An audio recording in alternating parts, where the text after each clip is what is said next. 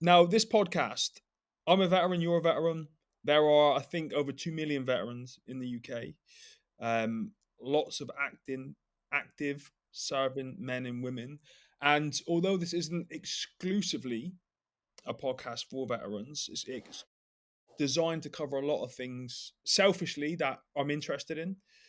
So health, fitness, mindset, Brazilian jiu-jitsu, the military, all that kind of stuff. Um, I've worked in the veteran world for a long time, and I know that veterans, yourself included, have some incredible stories to tell. Because, not because, but one of the reasons that I wanted to, uh, I guess, include veterans in what it was that I was doing with this podcast is because I think there's a bit of a false narrative out there. And that false narrative is that if you've served in the military and you leave, you're either mad, bad, or sad, or a broken individual.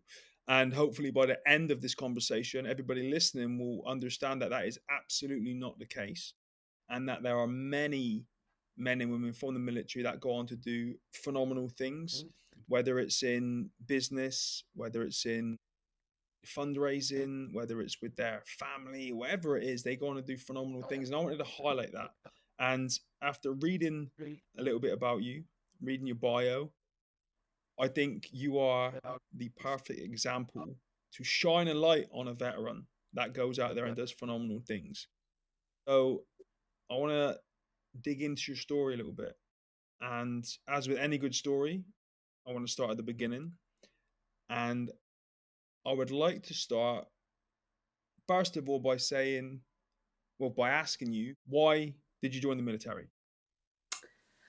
Oh, yeah. Yeah, I totally agree with everything you've just said. And, um, likewise with being in your company. So why I joined the military, I think the cliche things of I wanted a challenge and I wanted to see the world. And also I had a bit of a grounding and a start, if you like, from when I was young. I joined the Army Cadet Force. Okay. And that, although it's not a recruiting organisation, it's a youth organisation, um, it teaches you all of the ethos of being in the military, what it means to be in the military with um, selfless commitments and service. And it also taught me the basics. I loved drill. For some reason, I love fieldcraft.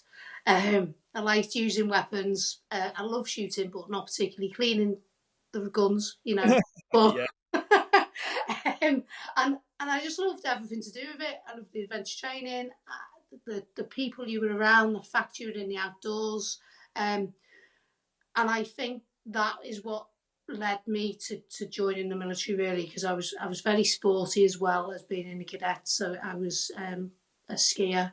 I was lucky enough to have a plastic slope very close to me, so I used to get the bus with my skis in the middle of the summer and go and try practice skiing. I was out mountain biking, so everything sort of that fits into the military was what I kind of aspired to do, and I did want to see the world as well. And at that time, there was the advert of Frank. I don't know whether you remember that or you're too young for that. And Frank was it was join the army, be like Frank type thing. And Frank was on a beach drinking pina coladas. Then he was skiing. Then he was they Ah, didn't show the bit where you're in a hangar brushing leaves they or got you. They got you with the adventure. yeah. I wanted the adventure thing, and I think at the age of a teenager is that's why it's quite appealing, isn't it? The military side of things. So. Did you join as a teenager? Did you come straight out of school and straight? Um, so my plan was actually I did my A levels, and my plan was always to go in, study law at university, and go in the Army Legal Corps, which was quite different. But I didn't quite get the A levels that I wanted, so I ended up joining as a well, I tried as an officer, but in those days they were a little bit biased about accent and dialect. So I was told that I needed to go to elocution lessons for 6 months. Obviously, my accent is gone now, so you can't tell at all where I'm from. Manchester, isn't it? Yeah. Manchester. Yeah. I'm just kidding. So I was headstrong, and I decided to join the Royal Signals as an engineer, which at the time was just controversial. The best trade that you could join, as in with promotion, and you got a degree at the end of being in within about 5-6 years in electronic engineering. So it was it was a good trade and a good sort of medium. Can't think of the word I'm trying to say. Mediator between my mum and dad saying I'm not going in as an officer, but you know. Okay. But yeah, so So it still took a degree of academia to go down the route that you went down, right? Yeah, so I joined just after I turned 19, and to do, it was called a tech at that time. I was a radio tech, but it's changed to communication engineer now. And you had to have, I don't know how I passed sometimes, because you had to be really good at maths and physics, and they were my worst subjects. So if I'm honest, I did scrape through most of my trade training on the maths and physics academic side. But when it came to the practical side of fixing the kit, that's where I fitted in, because maybe I wasn't as intelligent as the rest of the techs, because they were like uber clever. Like some of them could have been scientists, you know, how amazing they were at maths and physics.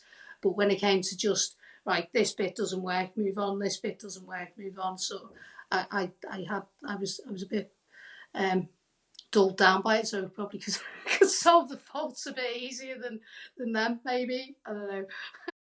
Yeah, but it was 40 after basic. It was 14 months of trade training, and like you'd get to A-level maths within sort of 6 weeks. So it was intense, like everything in the military. It was intense training.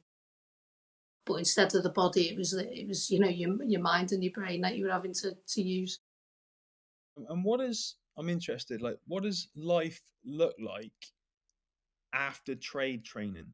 Because I think a lot of people would, and this is when I was a kid, I just thought if anyone joined the army, they just gave you a gun and a knife and you were just cold, wet, and muddy all the time. I never, obviously being young, you don't look too much into other branches and the specializations. So, you know, once you've completed all that, and that's a lot of training, you say 14 months. Yeah.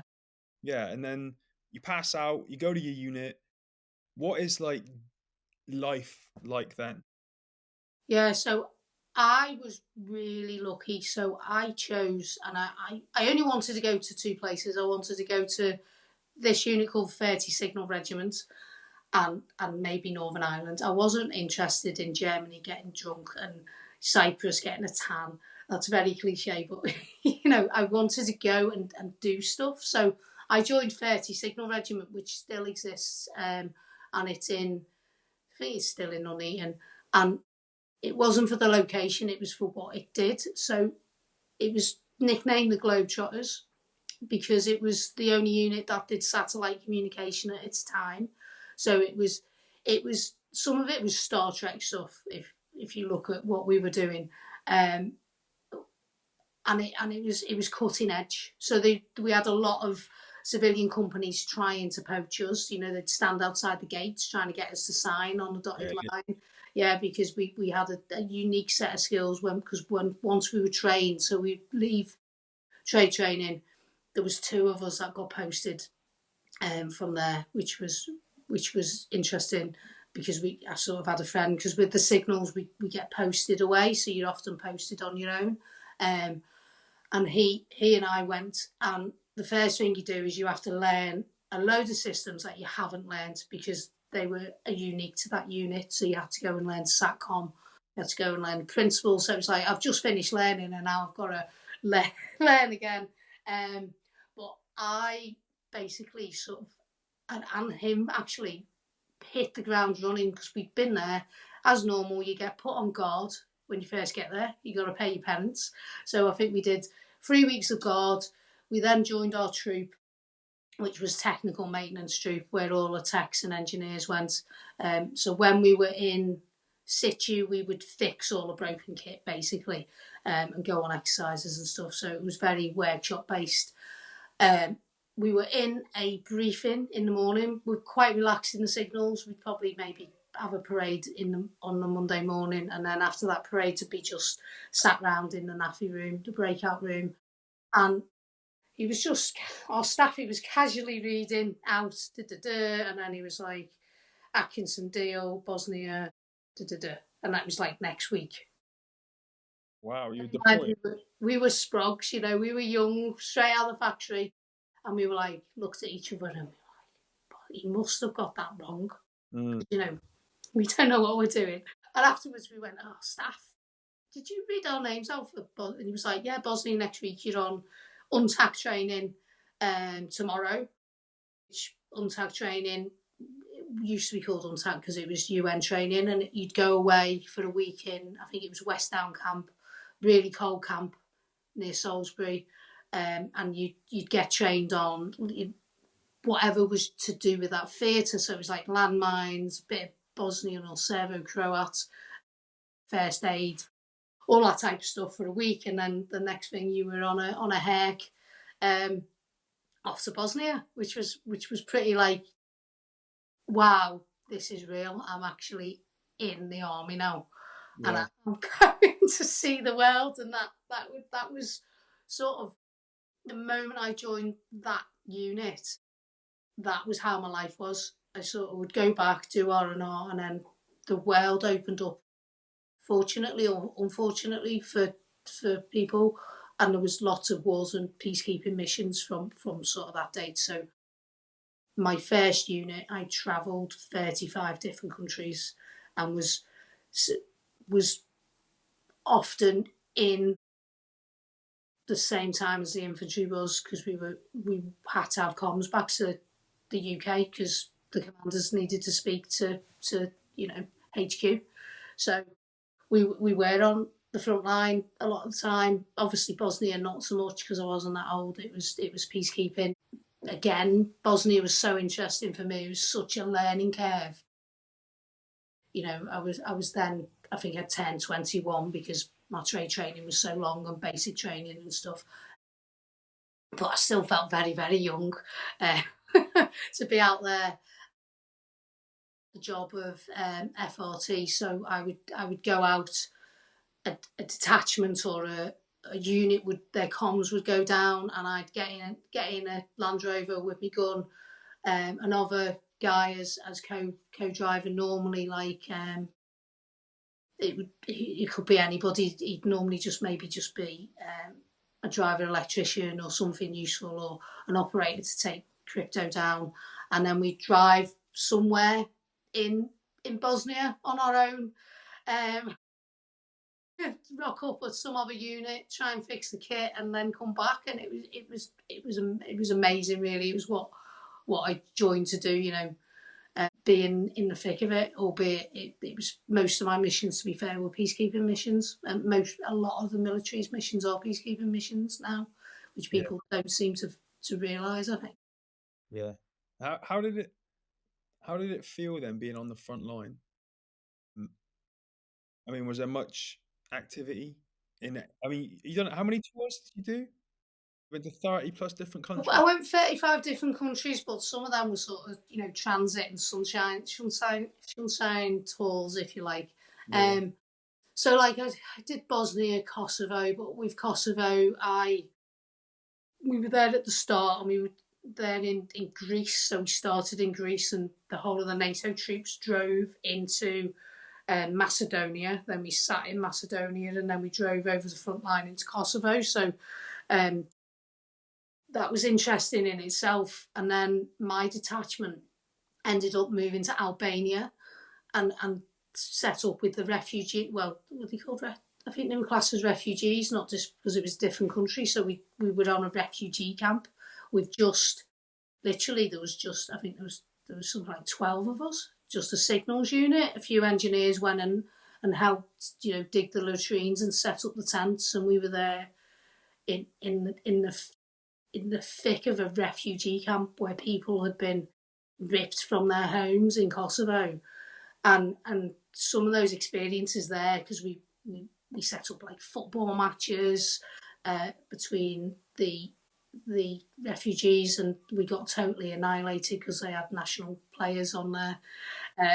So, and then there was we got they were so friendly to us. We got invited to, like, they had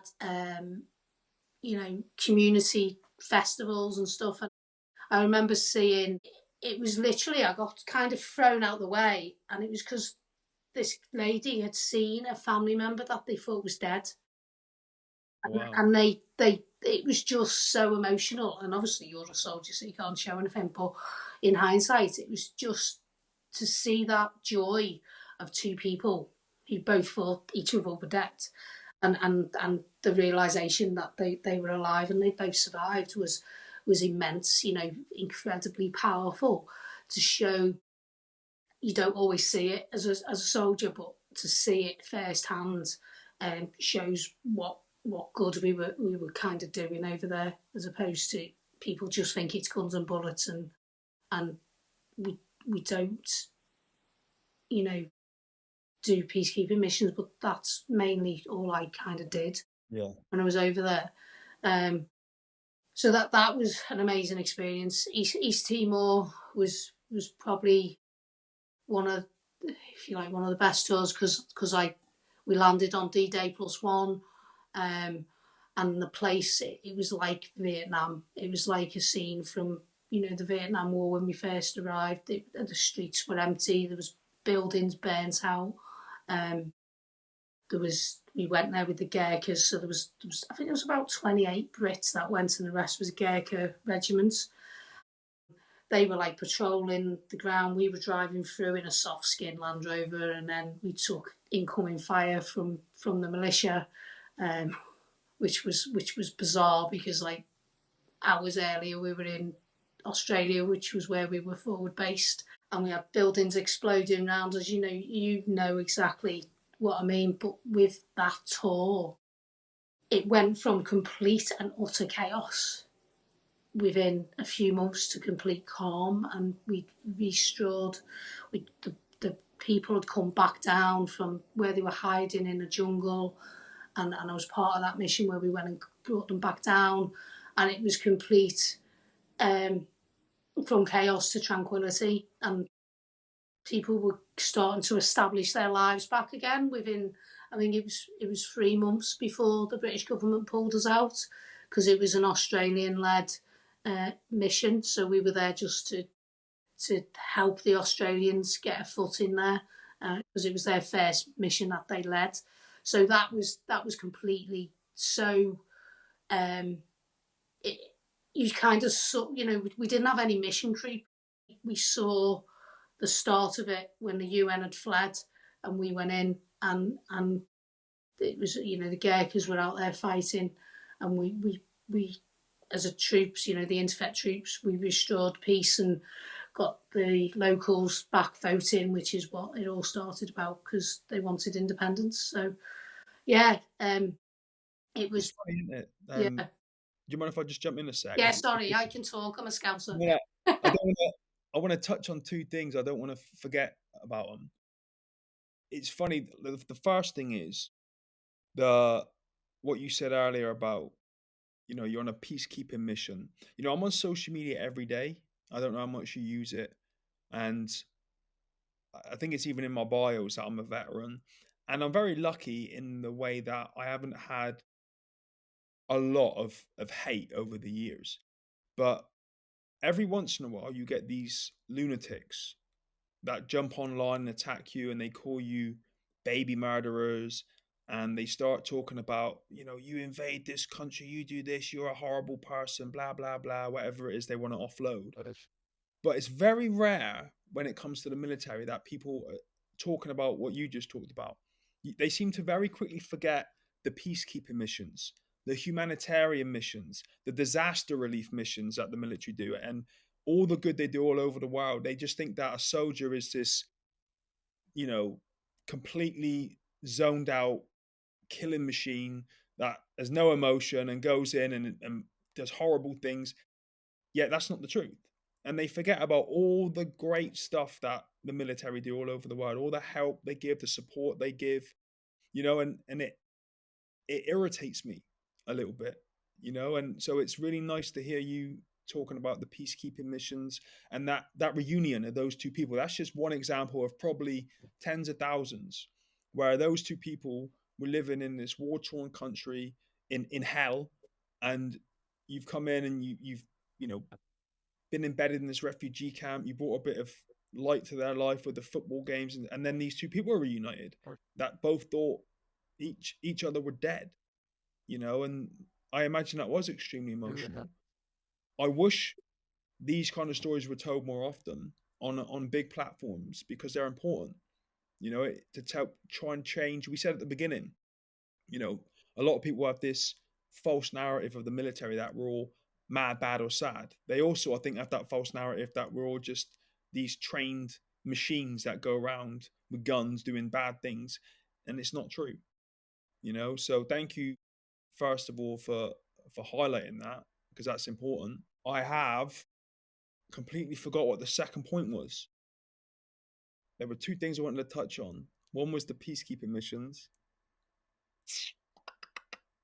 It'll come back. The second point will come back. But yeah, that. Oh no, I know what it was. When you say as well, you went from the calm in Australia to then taking incoming enemy fire. I think this is a thing that a lot of people that haven't been in the military or been on deployments and operations can't really comprehend. And I've had this conversation with a lot of people over the years. Like here in the Western world, it's a bit different now. The world's very, very different now.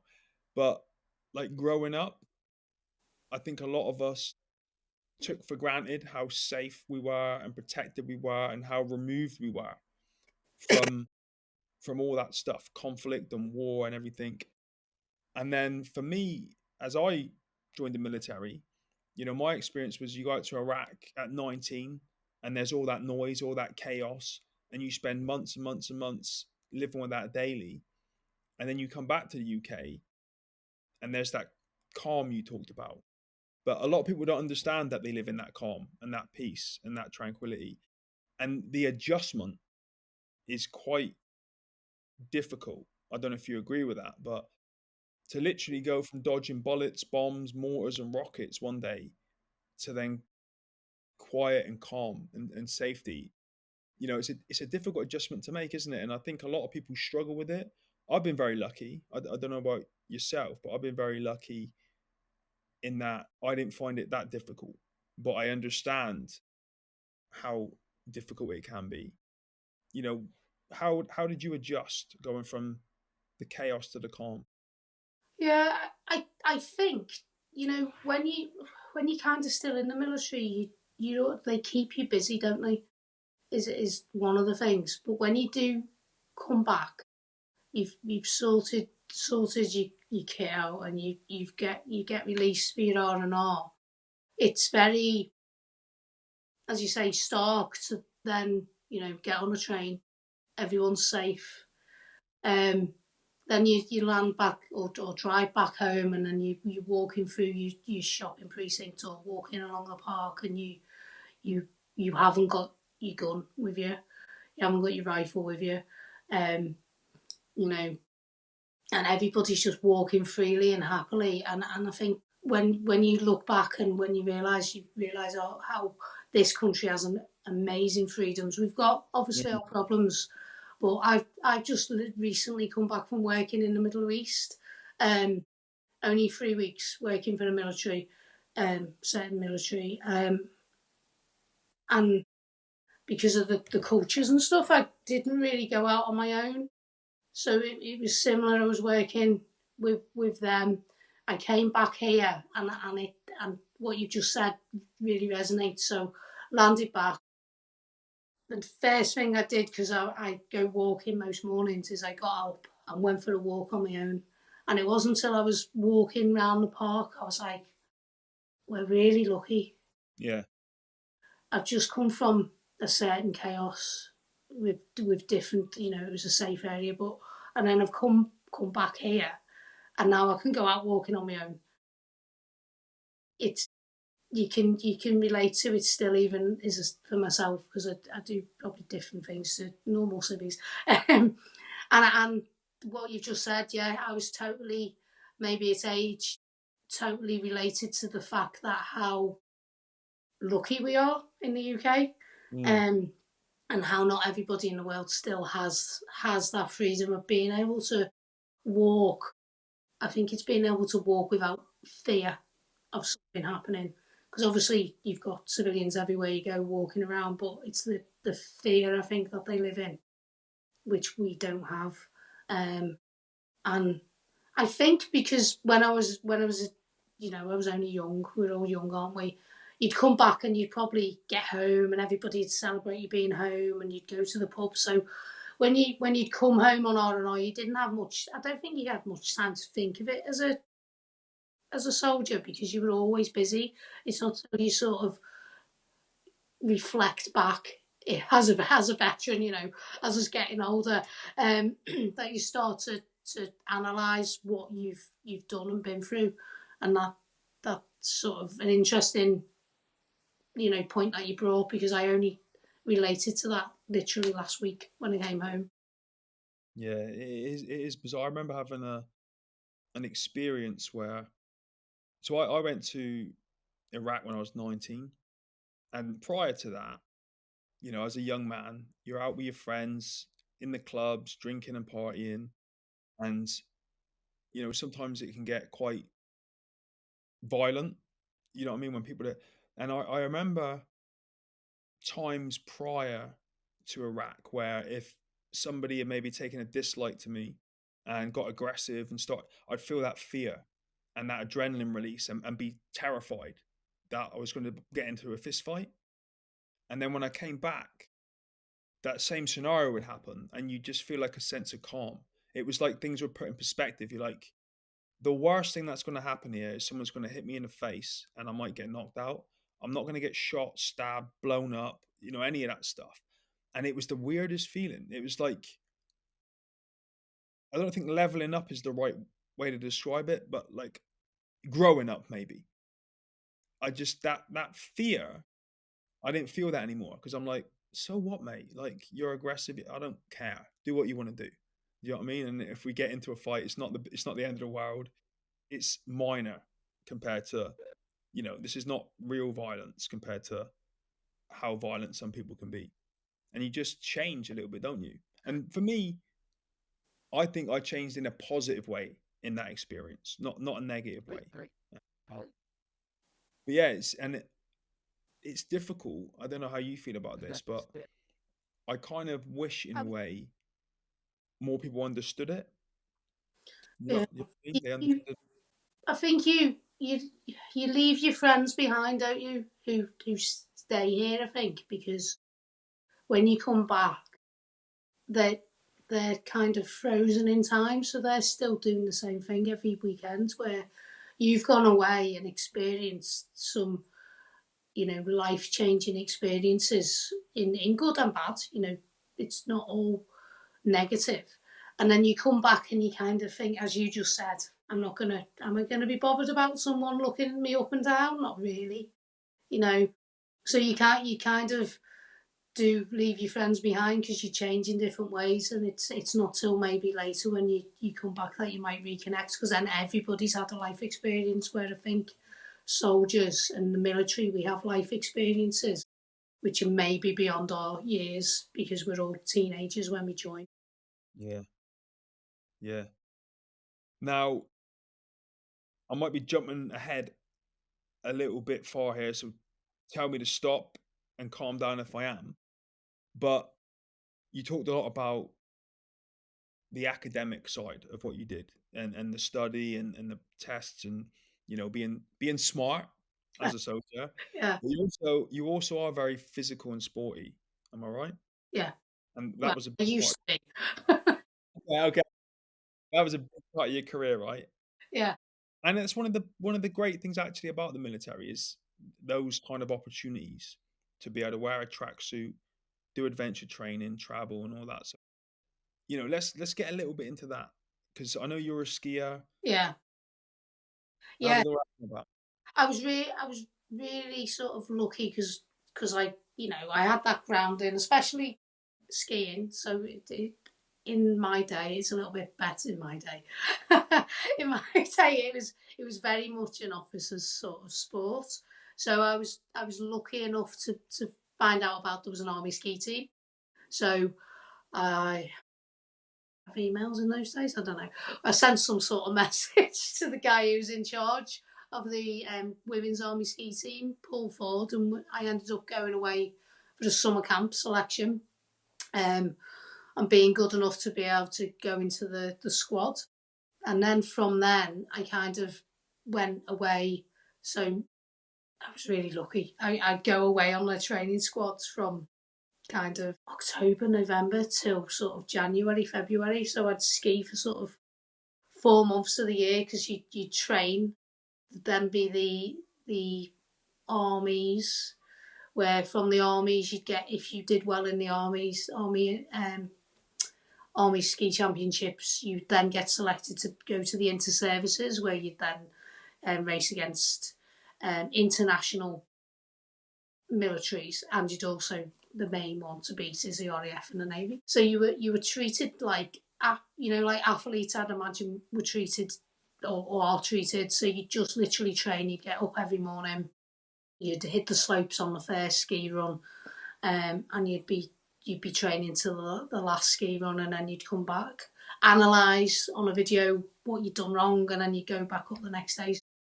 It was amazing to be at that level, because I was in the English ski team as a kid, but because I didn't go abroad, so I had the opportunity to go abroad to a ski school when I was going to do my A-levels, I think, or my GCSEs. Well, my mum and dad wouldn't let me because they were like, no, you need education first. And also the money was probably a lot.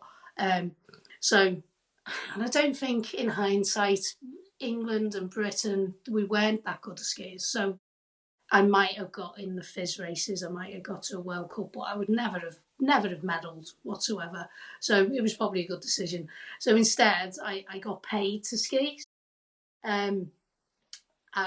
It was just brilliant. I was skiing in the top ski resorts in like Zermatt, which is a place that I love.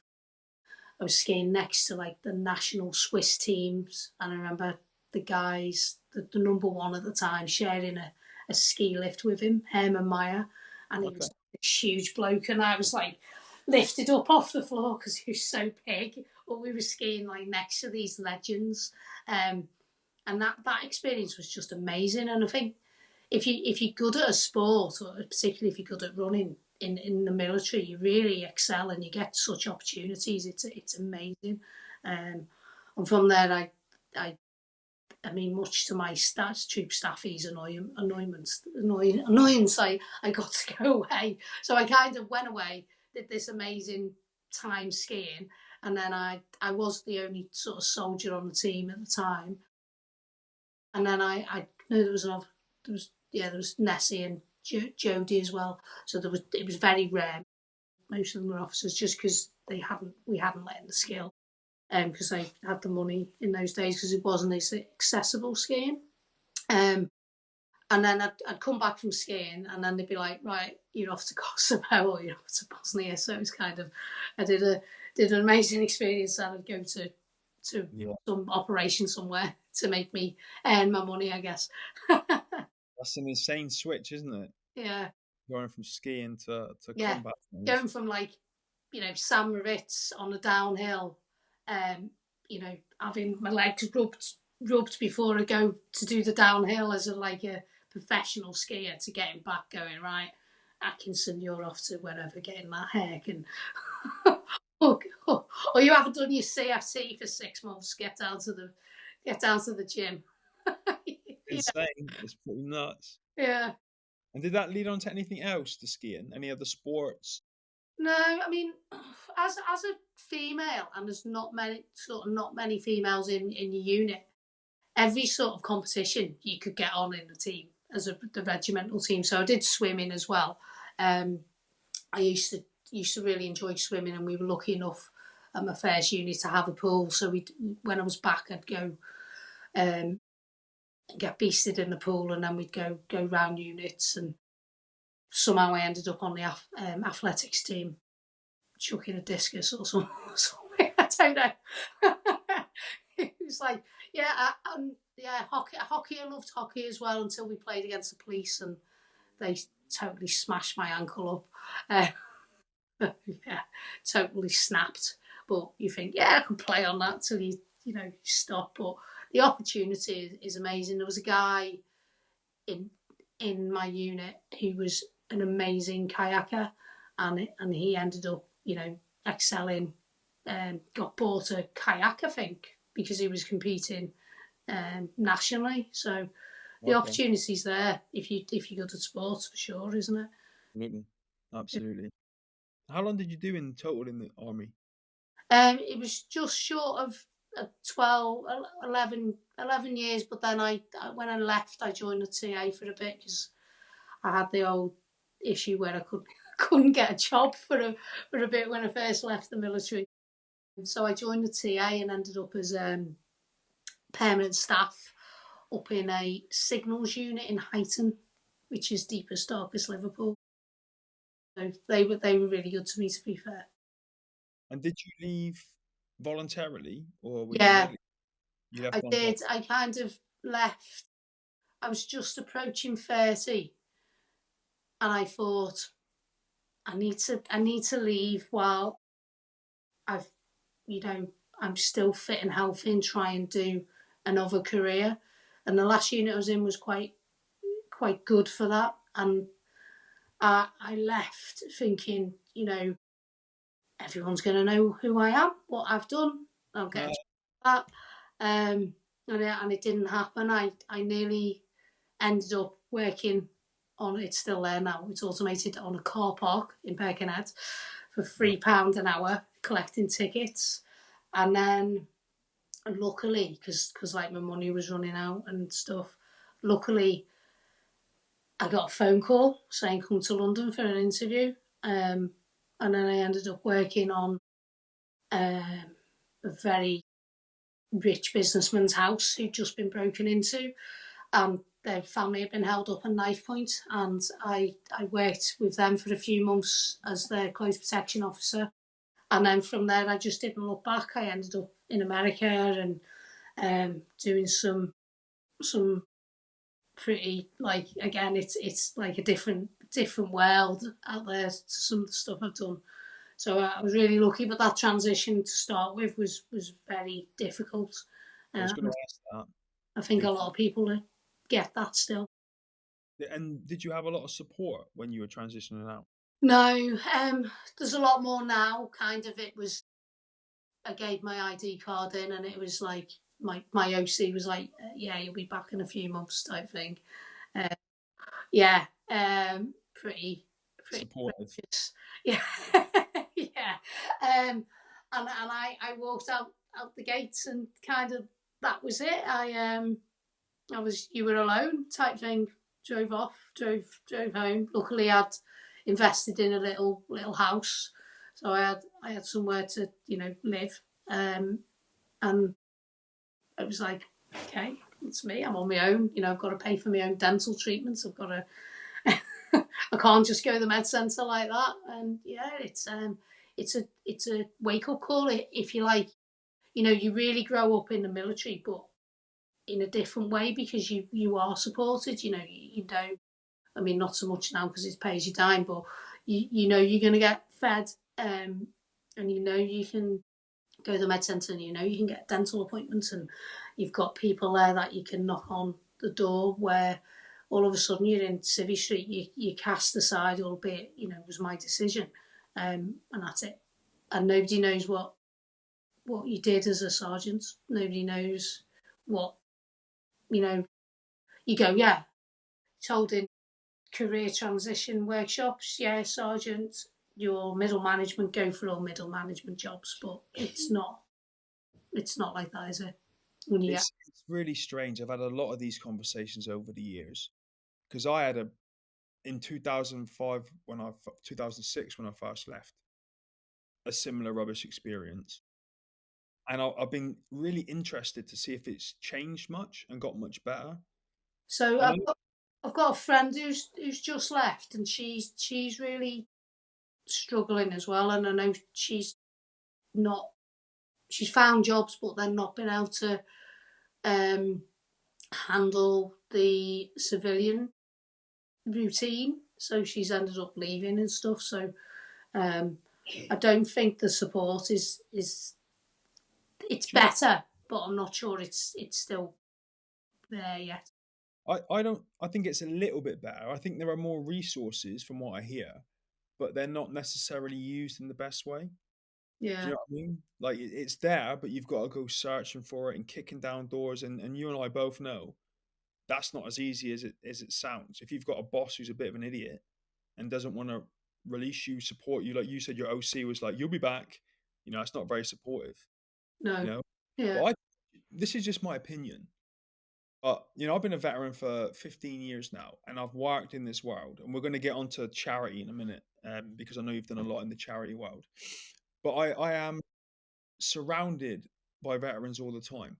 And what you said earlier is absolutely true. It's bizarre, and I still struggle with it in the sense that you can get a man or a woman who joins the military, they pass some ridiculous training, which is really difficult physically and mentally.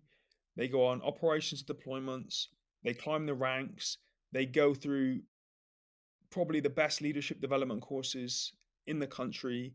They lead men and women, they become highly capable.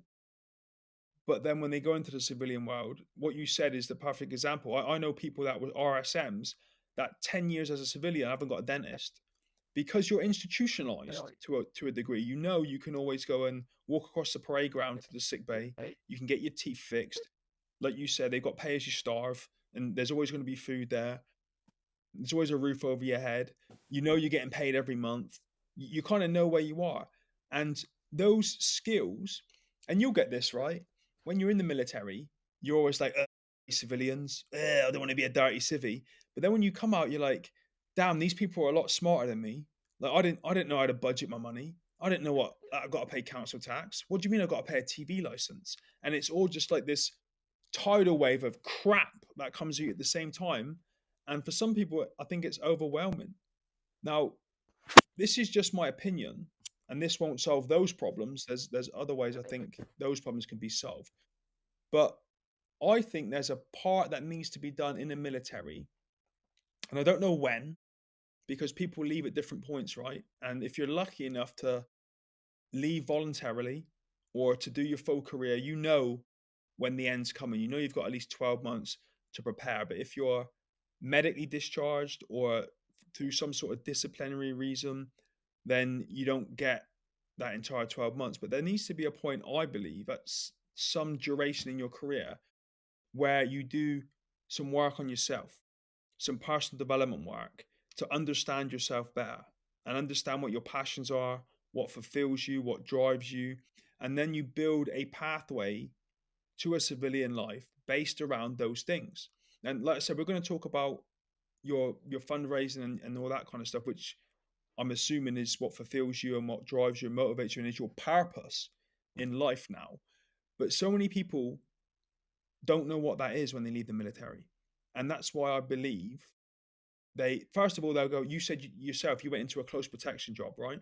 A lot of people do that. Close protection, maritime security, it's now cyber security, not because it fulfills them, but because they don't believe they have the skill sets to do anything else and they don't know what it is that they're passionate about or what their new purpose is. So they just fall into something that doesn't necessarily make them happy, but they've got bills to pay. That, I believe, leads to things like, drinking, relationship breakdowns, potentially unemployment. That then, you then spiral, right? And I've done a lot of work in this area. Like yourself, I've worked with military charities a lot. And well, first of all, I think it's bizarre how it's so normalized now that when a veteran needs support, that charity is the thing that they do. It's like that's so normalized now. It's not even a thing. It's like, yeah, but I'm going. in my mind with my hand out, begging to a charity for help. Where's like the aftercare and support? Like, you know, 1 minute I'm in Australia getting a suntan, next minute I'm taking incoming enemy fire over a prolonged period of years and years and years and years of my life.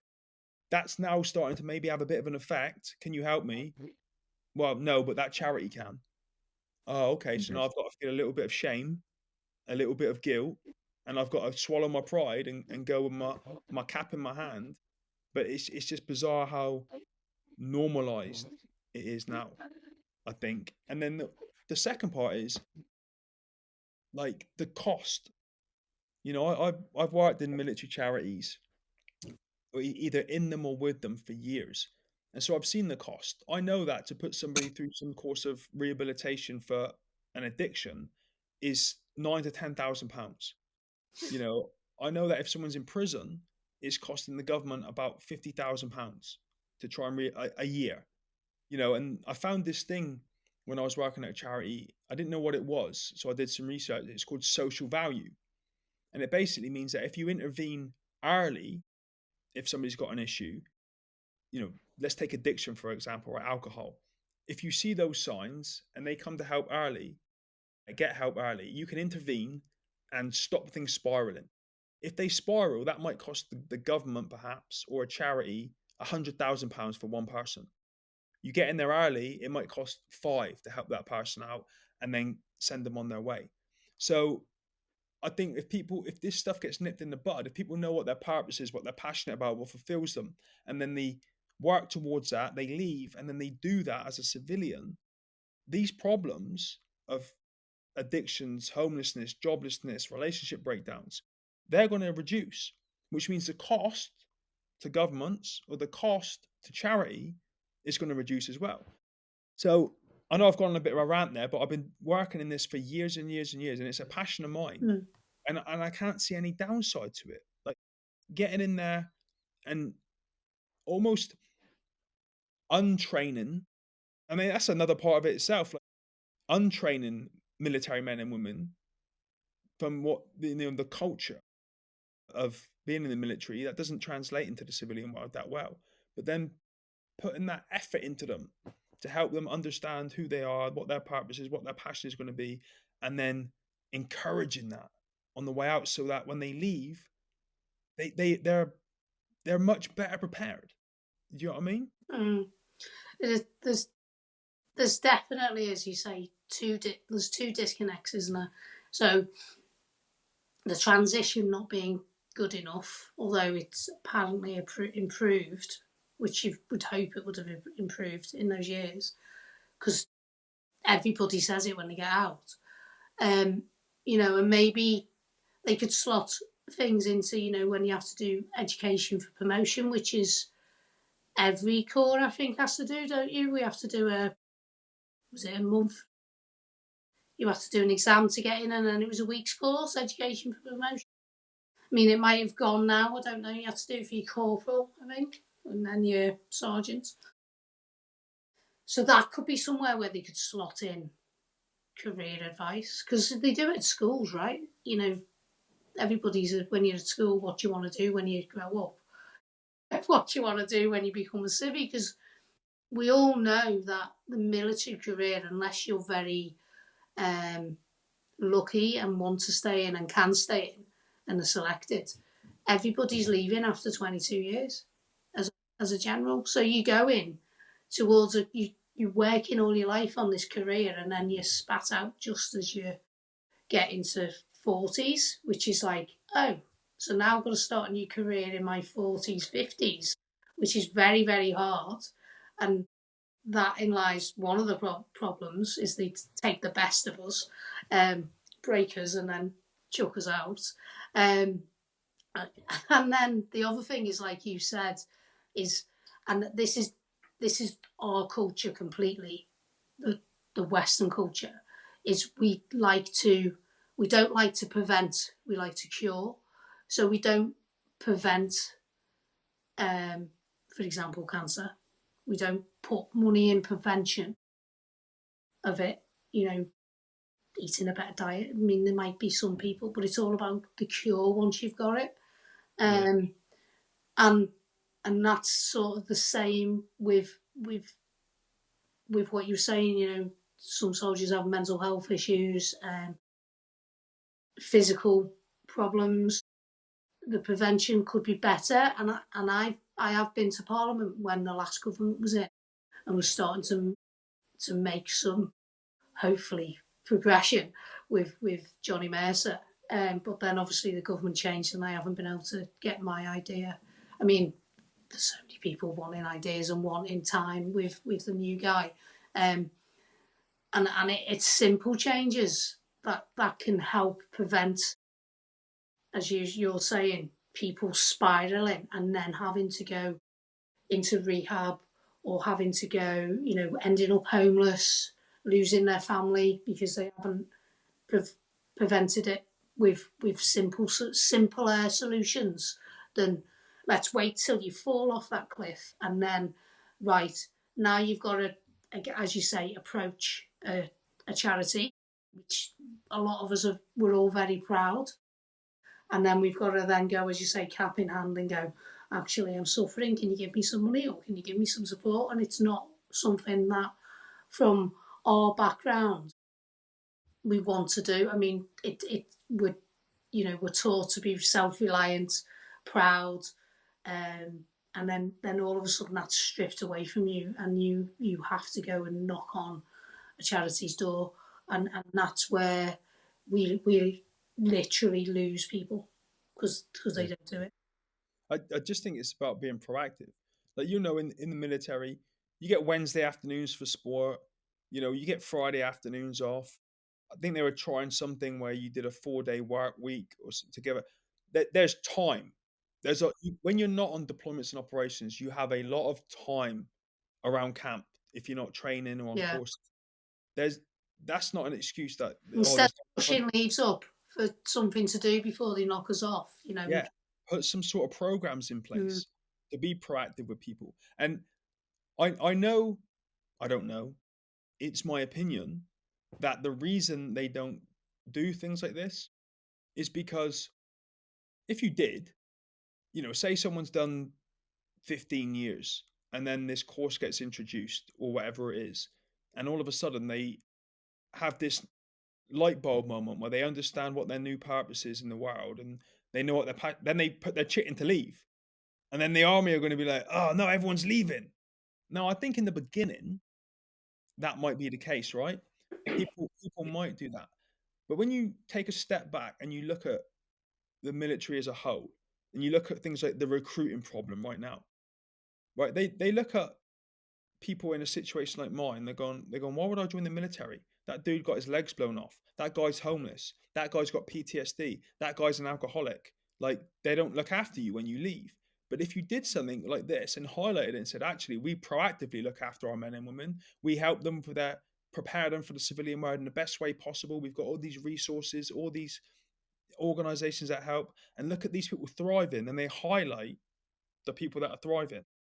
I think all of a sudden then you have queues of people wanting to join because they're like, hang on, I heard Gina saying that she got paid to ski in the army and she got all this education. So actually, that sounds good to me. I want to go and get education. I want to go ski. I want to be a boxer and I want to play football. I want to travel the world. But I don't want to be dumped on my ass when I leave and go to charities. Now I won't, because they've got these things in place where they're proactively helping us and preparing us. And this is amazing. Everyone wants to join the military. Now, obviously, there's the side of it we talked about earlier with the guns and the bullets and the bombs. You know, it's not just some sort of university you can go to where you get a weapon. You know, there's an actual side to the military. The point of it is to fight, you know, Yeah. and defend. But I just think where it's fallen down for years is that end piece. You know, that end piece is just not where it needs to be.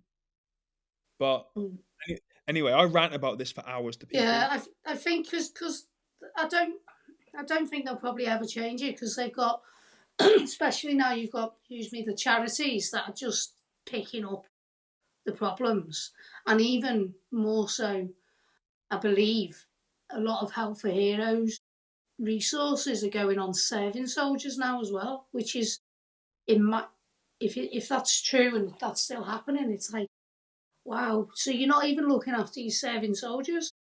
They sending them to charity when they're still serving. That shouldn't Mm. be happening. It should It's be crazy. the MOD should be looking after them if that's still the case. But that's what when COVID happened, Health for Heroes sort of collapsed, didn't it? Because the funding all dropped, and they scaled back everything veteran side. And what I was told is the little like Tedworth House and all that was being used for serving soldiers. Yeah, I mean, there's one in Plymouth.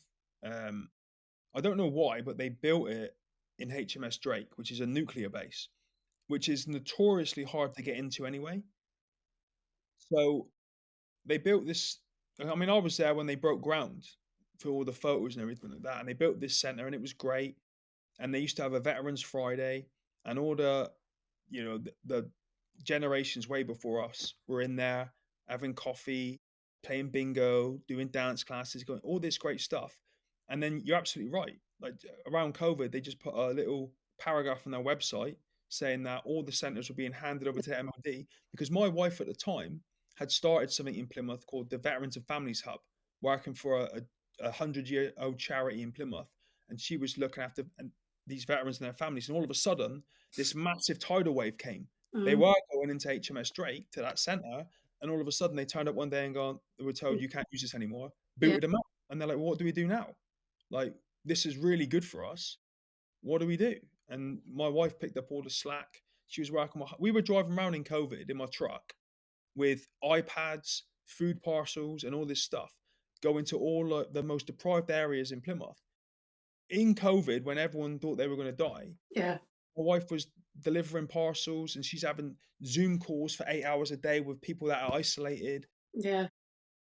Yeah, it was pretty bad. Mm, It was all done quite quietly. Yeah, just, I don't know. There's part of me that's like, this is going to sound quite harsh.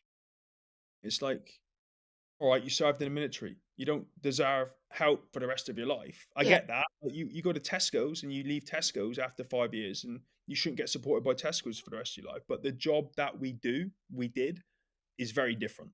yeah.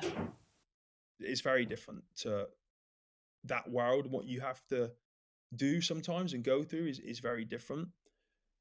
And And they take you very, they take you if you like. They don't take us, but we're very young when we join. So all our like attitudes, beliefs, and values are formed in those. So we are shaped how they want us to be and how they want us to perform. So then for us to be chucked out, friends that have been MD'd and stuff, and as you say, they're like, wow, I'm out. Yeah, I've got some money, but what am I going to do now? It's I'm a director of a company now. Excuse me. And it's at the moment fully staffed by former commando trained people from the army or the Royal Marines, and we mentor people in these situations when they're leaving or they're on the way to leave because they, even like the biggest, hardest, smelliest, hairiest, roughest, toughest bloke in the military, eventually they'll come to you and be like, I don't really know what to do. I'm struggling and I'm a bit scared, if I'm honest. And so we just thought, hang on, we've got all these people. Like I said, I've been in this role 15 years. I know a lot of successful people that are veterans. Why don't we use that and take their experience to mentor people that are leaving now to give them a better chance of success? So what we're trying to do in one area is fill that void, and it's almost like creating a business out of it, out of mm, the need to help people and get them where they need to be. yeah, because there's a lot you learn a lot in the military, but there's a lot you don't learn. The softer skills, and I ended up at one point the one of the duty managers at Westfield, London, which at the time was the biggest shopping centre in Europe, and we had something like 200 security guards, but they were all not soldiers. So you tell them to do something, and they wouldn't do it straight away, and it was a massive learning curve for me because I'd only been out a few years. I landed this job in civilian street in security because, as you do, you go to that's the only thing we can do. was a manager, and in the army you'd go and say, right, Siggy, whatever, can you go and get me a broom, for example? And they'd go and do it straight away. Yes, Sergeant. Here, you'd go, can you go and relieve someone on the door? Yeah. You'd leave them, you'd come back, and they'd still be there 20 minutes later. They're like, well, I'm on a break. And it's different management skills, isn't it? And softer skills, and how things don't happen straight away in civilian streets. And I guess what you're doing is you're teaching them more the softer skills and getting them to transition into this new crazy alien world that we find ourselves in.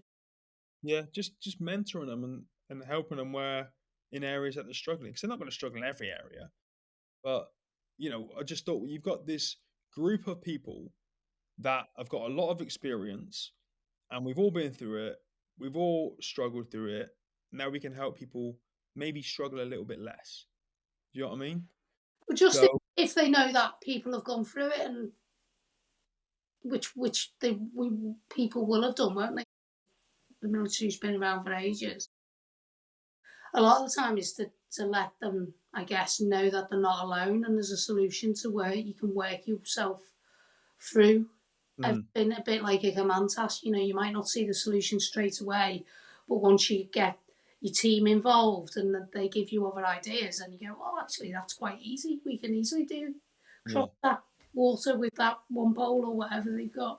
So yeah, it's a brilliant idea, and if you like, you shouldn't be needed because the military should be doing that for us, but they're not, and I don't think they ever will, really, because it's not their job, I guess, is what they say. Well, I have always found the most success in my life in anything I've done, whether it's the military, martial arts, learning to walk again, when I've had a mentor. And I've managed to distill 6 years of their experiences and their failures and their successes into a 3-week period or whatever to accelerate my own journey. So I see the massive importance of it. And one of my mentors in business, something that they said to me years ago that has never kind of left me, is that all a business really is identifying a problem and solving it. And that's what we've done here. We've identified this problem, we know how to solve it, and now everyone's going to earn a living from solving it. So in a way, like, I'm saying things need to improve and get Yeah, better. I'm doing myself out of a job. yeah, exactly. If it Yeah, gets better, my business has gone under, and I've yeah. done myself. But that in this context, that is a bullet I'd be willing to take, just to be able to see men and women thriving when they come out of the military more than they are so now. Less struggle and more success.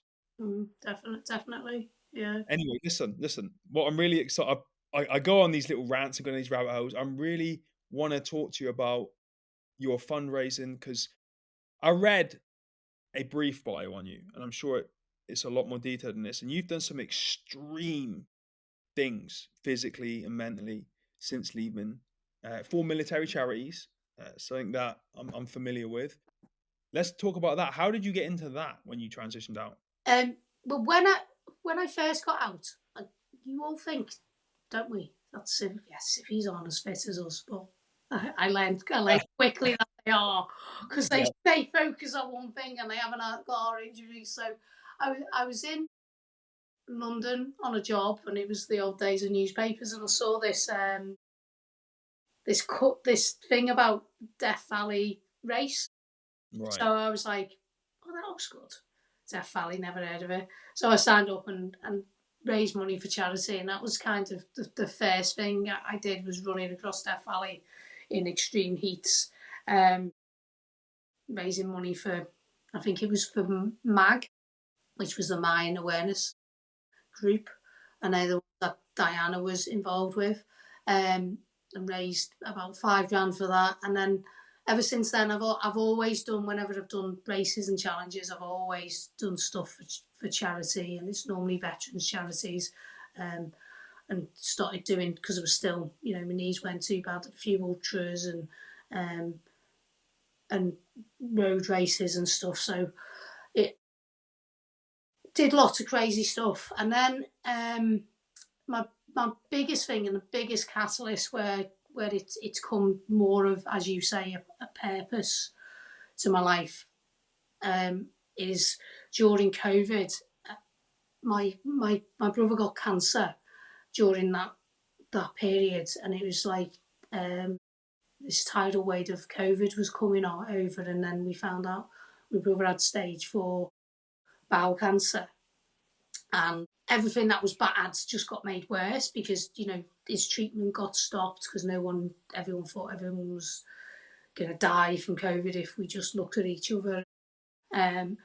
So it was probably the worst time in history that you could have been sick, I think. So I don't think he had the best chance because of that. But within sort of 3-4 months, he died. It took him.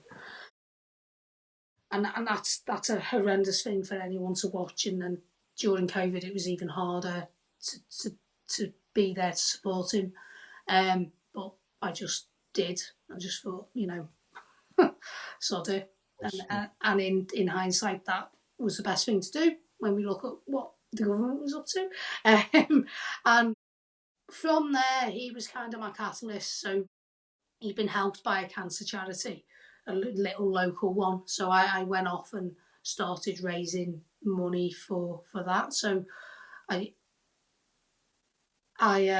did what I kind of do. I try and make good out of bad situations if I could.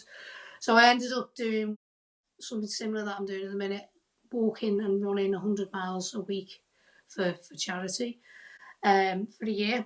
So 5,200 miles, and raised in that time. The start I was trying to run and walk it, but in that time I ended up getting a bike bought from me from Safa as well, because I had a bike and I got knocked off it, and they were very good actually because I was under them at the time as well. And I raised £10,000 for that charity, which was immense because it was a small charity, and we set up an art foundation in his name at that charity. So when he was going through cancer, you need something to switch off from the illness. So he started drawing, but there was nowhere that did any clubs because it'd been cut, the funding. So we set up an art foundation now, which is still running, which is amazing. It's still doing good for people. And then in the meantime, because I'd been helped by Safa, I wanted to give back to them. So I thought I couldn't do anything that's crazy and I keep asking people for money. So that's where I wrote a poetry book. And that all went to Safa, all the proceeds. And it was probably harder than doing some of the races, to be honest, putting a book together. So it was about the military from joining all the way to leaving, but it wasn't just me that wrote it. So I somehow got other people to write poems and share their experiences. So I've got a recruit who hadn't even joined. He wrote a poem all the way to mums and dads, brothers and sisters, and how they felt, people who volunteer for charities. And also it just sort of was handed to me. I got this artist contacted me, said, have you got an artist? So then he illustrated pictures from the veterans and the serving personnel. So if I do say so myself, a beautiful book. That did really well at the time, made quite a bit of money for Safa. Well, not too much because you don't get much of a margin, do you? But it's still out there. And then from there, I just kept raising money, I think, and I got asked to do a few speeches that raised money for the charities, and kept trying to keep that momentum on. So I've done everything from Christmas Day. I woke up and decided I was supposed to say 100k, but I said 100 miles. Ride 100 miles on Christmas Day, so I was really popular. I did a lot of that on an indoor bike as well. Literally started at 8 in the morning, probably didn't finish till 9 at night because it was like trying to get it on an indoor bike, which it's about 10 miles in an hour is the max I could sort of do. So that was interesting. Up until sort of last year I did Scotland 300, which was my biggest sort of challenge, apart from the one I'm doing now. Yet, where I did 300 miles solo across Scotland, unsupported, while camping, and I did 100 miles hiking, 100 miles kayaking, and then 100 miles cycling. And that was also the reason why I did it alone, was to highlight loneliness and the effects it has on mental health. So I try to bring now a sort of theme into it, because let's face it, raising money is quite hard. You know, it's quite hard to keep asking people for money. So if it just raises awareness of what the charities do, Right. then that's good enough, really. And then, so that was all about loneliness last year. This year, I'm trying to make it all about connection, and how connection and positive mental health, helps people, and make it into more of a positive thing. So this year I'm repeating my 100 miles a week for a year, because it's 5 years since COVID, and it's 5 years since my brother died, which is amazing. If you like, 5 years has gone. And so I'm doing that, and this year I'm trying to do as much with people. So going on little micro adventures and mini. So I'm doing a Liverpool to Leeds with a few girls from the Army Cadet Force, because I'm an instructor still at the Army Cadets. So Donna, so I'm joining her on her quest. So that's, a nice thing to do, to get out with people and join and connect. And I'm also taking and finishing at the foot of Everest at my 5,200 miles, hopefully. And taking a group of women with me who've decided who are just as crazy. So I'm leading a group of girls, and they're all inspirational and going to share that journey with me as well, and all doing it for charity. So it's kind of making it connection. It's sort of 5 years of my brother being dead in COVID, so it's an anniversary to mark as well. Instead of it being a somber way to mark it, I want to mark it with, connection and celebration of life, and trying to make something good, and then the money that hopefully I raise will help other people. Yeah, so I probably talked a lot. Hopefully it made sense to people. And I've raised a lot of money as well. Somehow, I don't know how I've raised that. Nothing compared to you, but I raised quite a lot of money in the first year that I was doing it after COVID. It was 300,000 in like nearly 2 years, which was for me phenomenal. Yeah. For veterans. Now it's really slowed down, so I'm lucky to make a couple of quid. But as I say, it's about getting on podcasts, getting the charities out there. SAFA, Woody's Lodge, and ACT UK, two veterans charities, and ACT UK is a cadet force charity. So yeah, it's about getting the news out there. Tries to keep me fit, keeps me out of trouble, and yeah, ending at the foot of Everest with a group of amazing women. Can I ask you a favor? Would you be up for doing a part 2 of this? What I've heard in the last couple of minutes is Death Valley, 100-mile Christmas Day bike rides, Everest treks, 100 miles for 100, whatever, for the whole year, 5,200. I've heard a lot of shit and I feel like, Well, I've done more than that as well. but I feel we need to dig into this. Yeah. I'm doing a massive disservice. We've been talking for nearly an hour, 20 minutes, and time is precious. I don't want to take any more of your time, but I do want to talk to you more about this because you're like a blonde David Goggins. And I want to, I If only really, I had his six pack. but I get fascinated by people's mindsets, like going through Death Valley at the lowest point. I want to dig into what's going through your mind there, and preparation for events, and how you get over the hurdles and all that. But I don't want to do it now. I want this to be fresh, and another hour, 20 minutes of just going into your head, so people understand what it actually takes and how enormous these accomplishments are that you've got. If you'd be happy to do that. Yeah. Because my mindset is exactly mindset is another subject, isn't it? Yeah, and for I sure. really want to get into that. It fascinates me, the voices that people have in their heads that push them through the struggles and the Yeah, pain, you know. because And it is interesting because things I've done, I've seen big fitter like Marines and paras. right, I don't know how quit before myself, and I'm like, I was fit, but I was no way fitter than them. But it's definitely, as you say, your body will take you a certain distance, and then your mind will take you the rest of the way. Realistically, I'm sure that's a classic quote. It's not out of my head. yeah. But this is the conversation I have a lot with young men that contact me about joining the military, and I always tell them I was in the bottom 10% when it came to fitness. And there were blokes bigger than me, stronger than me, faster than me, fitter than me, more muscly than me, but they would quit. And I just wouldn't. I just was that dummy that kept going. And there's a lot to be said for that. So this is why it fascinates me so much, because I like to get into other people's heads, and I always like when you said there about Marines and paras quitting, like in those scenarios for me, I would never do it outwardly, but inside I'd be grinning. I'd be like, Oh yeah, "Yeah, yeah. You're like, yes, I've beaten them." yeah. You know what I mean? And I love this conversation, I mean, so I we can think I was like I was probably 8 stone, maybe.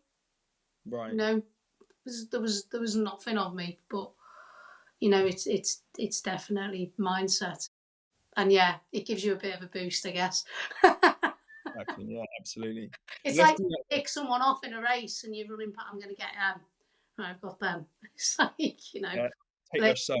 little goals. Yeah, absolutely.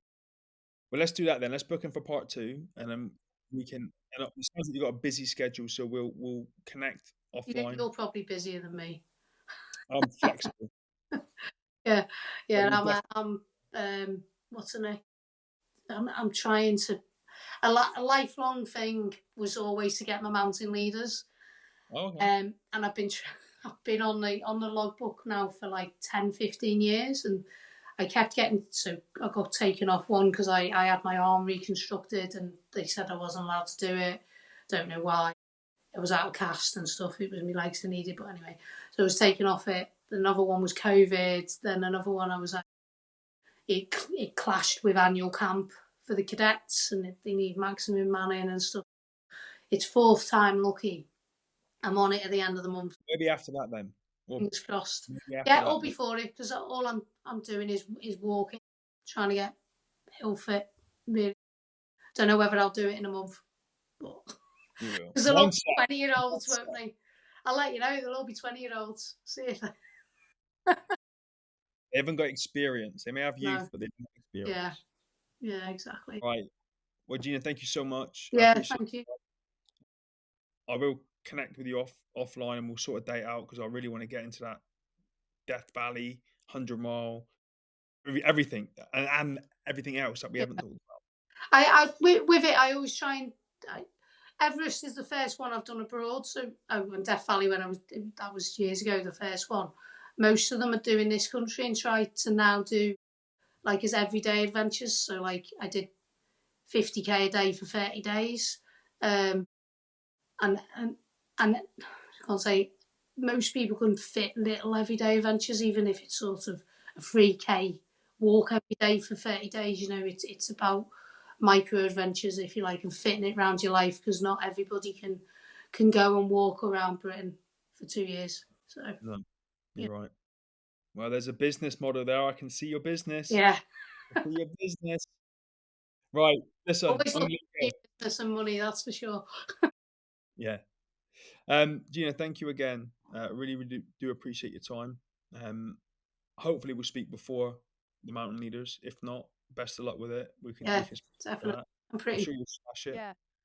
Yeah, well, thanks again for having me on. It's been a pleasure to catch up. Although I've probably talked your ears off. No, I love it. I love it. This is the easiest job in the world because I do the least amount of talking. So thank you for being so open and so honest. Yeah, thanks again for having me. Pleasure.